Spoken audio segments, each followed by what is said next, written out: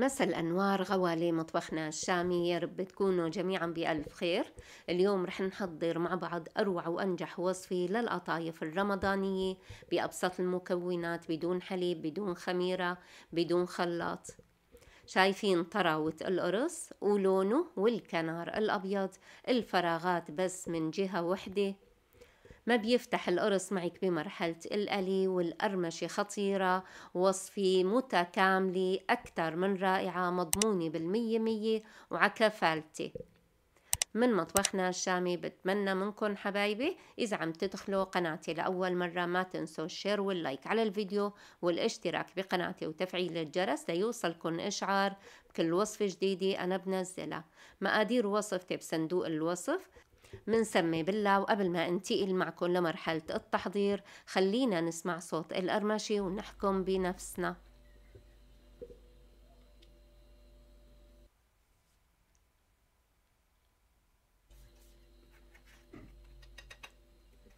صدقوني أكتر من رائعة. رح أقسم القرص كمان نسمعوا صوت قرمشته.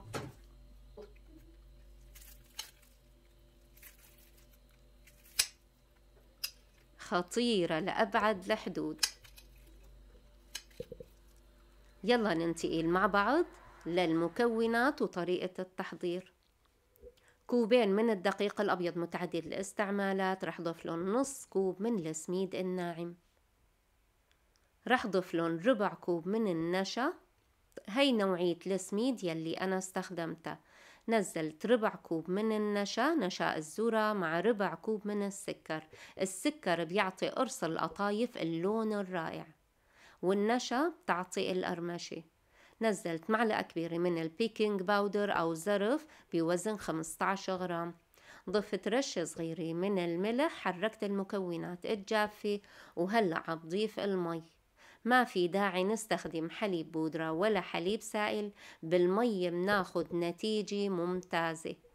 ضفت 3 أكواب إلا ربع من المي، أنا استخدمت مي دافية. بالتجربة لاحظت انه القطايف بتنجح معنا اكتر اذا استخدمنا مي دافي، بالرغم من انه ما عم نستخدم خميرة فورية. هلأ بعد ما حركتهم لحتى تجانسوا تماما، رح غطيهم بنايلون غذائي واتركهم من ربع لنص ساعة. هلأ بعد ما ريحتهم فكيت ورق النايلون، رح ارجع اعطيهم تحريكة خفيفة وابدأ صبهم. لصب القطايف رفعت طواي على النار. النار تحت الطواي أكتر من وسط. فينا نستخدم فنجان القهوة أو مغرفي لصب القطايف لناخد حجم واحد لكل الأقراص. أنا استخدمت مكيال الربع كوب. لاحظوا كيف لمجرد أنه صب عجينة القطايف بس نشفت تماما دغري بنرفع القرص.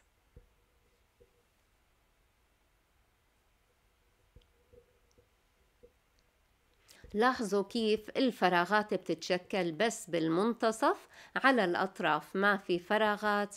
هون منعرف انه الكنار الأبيض تشكل معنا من الجهة الثانية. ضروري نرفع راس القطايف على صينية مفروشة بقطعة قماش نظيفة. شايفين ما بياخدوا وقت أبدا. برجع بكرر النار تحت الطواي أكتر من وسط. إذا لاحظتي إنه الكنار الأبيض عم ينحرق معك، هدي الغاز، يعني خفضي درجة الحرارة تحت الطواي.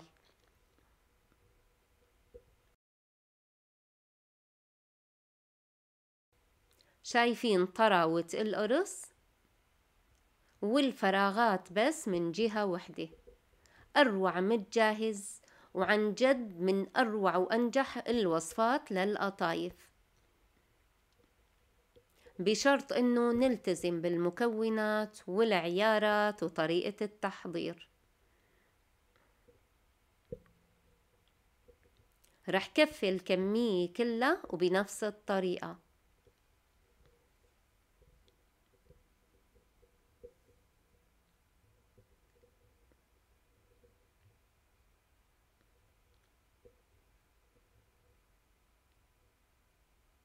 شايفين لون أكتر من رائع. حتى القطايف العصافيري كمان شكلهم ولا أحلى من هيك. عملت كمية راس قطايف عادية وعملت كمية عصافيري، شايفين؟ ولا أروع من هيك. طراوة القرص عن جد مثل الحرير.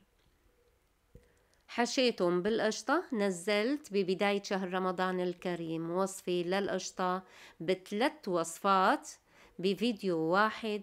أنا بهالفيديو استخدمت القشطة العادية وفي كمية حشيتها بالقشطة مع الجبنة، جبنة الموتزاريلا. بالنسبة للقشطة العادية ضفت لها معلقة صغيرة من القرفة، طبعا القرفة للنكهة حسب الرغبة والذوق الشخصي. فيكن تضيفوا ويلي بيحب ما يضيف في ما يضيف. في ناس بتفضل نكهة الماء زهر، أنا مع القطايف بحب نكهة القرفة. شايفين كيف بيتسكروا بكل سهولة. رفعت طواي على النار، نزلت فيها كمية من الزيت حمي عندي وبديت نزل راس القطايف. النار تحت الطواي وسط. في ناس بتقليهم لمدة أطول لحتى يصير لونهم أغمق، أنا بقليهم بس لحتى يتقرمشوا ولحتى الكنار الأبيض يصير لونه ذهبي. لاحظوا راس القطايف أبدا ما فتحوا معنا بمرحلة القلي. شايفين الكنار الأبيض أخذ هاللون الذهبي الرائع. هلأ رح أرفعهم. ممكن نرفعهم دغري ننزلهم بالقطر، يلي بيحب نسبة الحلا كتير ممكن دغري ينزلهم بالقطر.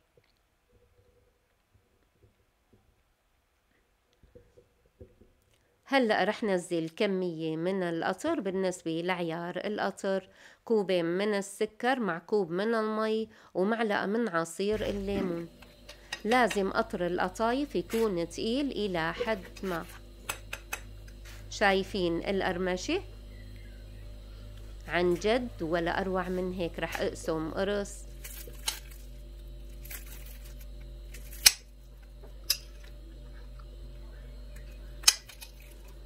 ما شاء الله، كان عن جد قمة بالروعة.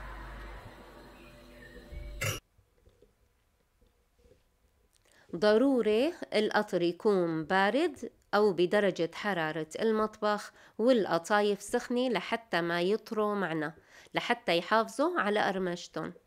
في كمية قليتها حشيتها أنا بالجبنة، قليتها بالليل فكانت الإضاءة كتير سيئة، مع ذلك حبيت شارككم الفيديو. بالنسبة لوصفة القشطة رح اترك لكم الرابط بأسفل الفيديو بصندوق الوصف. هدول أنا سقيتهم بالعسل مثل ما ذكرت، هدول بحشوة الجبنة كمان طعم ولا أطيب من هيك.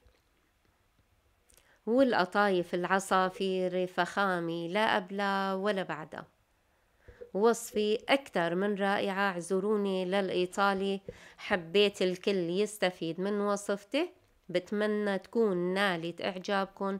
بتمنى تجربوها على طريقتي وتكتبوا لي آراءكم بالتعليقات. إذا عم تدخلوا قناتي لأول مرة ما تبخلوا علي بالشير واللايك على الفيديو والاشتراك بقناتي وتفعيل الجرس ليوصلكم إشعار بكل وصفة جديدة أنا بنزلها.